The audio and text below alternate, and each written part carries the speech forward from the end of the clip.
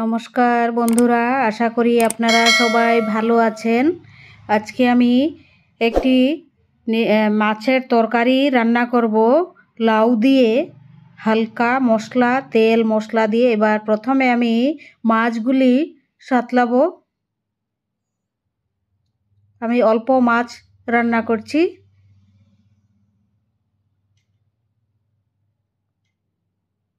মাছগুলি ভাজা হয়ে গেছে, এবার তুলে নেব। আধা চামচ পাঁচফোড়ন নিয়েছি।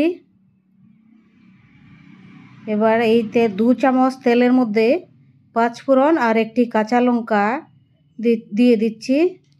তারপর একটি পেঁয়াজ কুচি। পেঁয়াজগুলি অল্প ভাজা হয়ে গেছে, এবার দিয়ে দিচ্ছি 2টি আলু সেদ্ধ করা। আলুটি ভালো করে সাঁতলে নেব।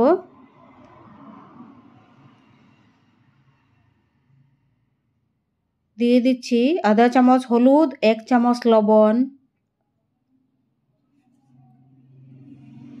খুব ভালো করে সাঁতলাবো এগুলো 2 মিনিট।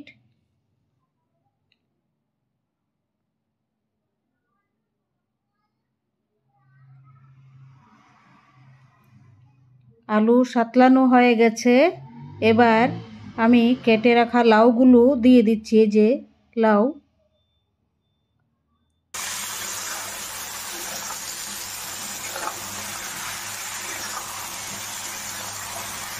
এটি হচ্ছে এসামিস রেসিপি। এবার লাউয়ের মধ্যে দিয়ে দিচ্ছি আমি আধা চামচ লাল লঙ্কা পাউডার আর আধা চামচ আদা বাটা, 1 চামচ জিরা পাউডার। এটি আমি 10 মিনিট খুব ভালো করে কষাবো যতক্ষণ না গেছে গন্ধটা মশলার। দিয়ে দিচ্ছি 1 চামচ কাঁচা লঙ্কা বাটা। খুব ভালো করে 10 মিনিট এটি ঢেকে ঢেকে ঢাকনা দিয়ে আমি সাঁতলাবো খুব ভালো করে। যখন মশলার গন্ধটা চলে যাবে তখন আমি ঝোল দিয়ে দেব।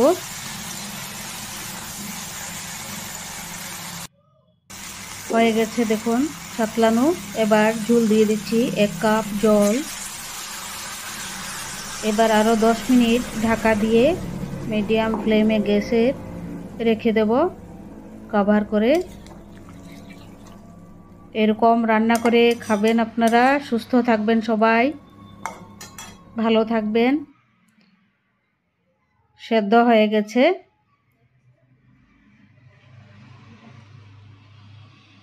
এবার মাছগুলি দিয়ে দেব তার মধ্যে।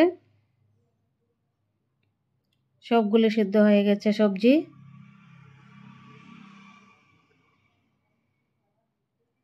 আমার চ্যানেলটি আপনারা সাবস্ক্রাইব করবেন, লাইক করবেন, শেয়ার করবেন, কমেন্ট করবেন। এবার মাছগুলি দিয়ে দিচ্ছি।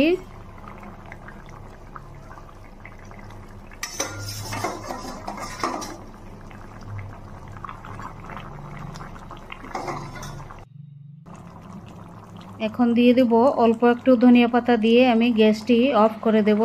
হয়ে গেছে লাউ দিয়ে মাছের ঝোল।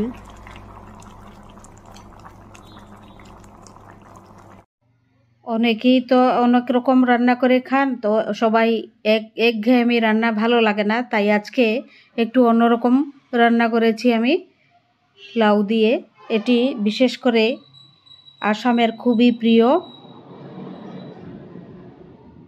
তো সবাই খেতে পারেন এরকম, শরীর সুস্থ থাকবে, ভালো থাকবে। হালকা তেল মশলা লাউ দিয়ে খুবই সুন্দর রেসিপিটি।